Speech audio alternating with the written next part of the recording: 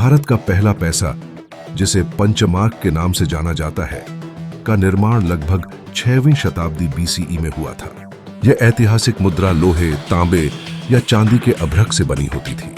इन पैसों में अनेकों कांस्य की मुद्राएं भी मौजूद थीं, जो उस समय के व्यापार का महत्वपूर्ण अंग थी।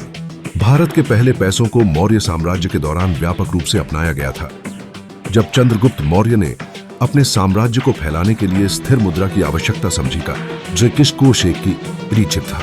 यह मुद्रा व्यवसायियों को लेन देन में सुविधा प्रदान करती थी और बाजारों की गतिविधियों को प्रेरित करती थी।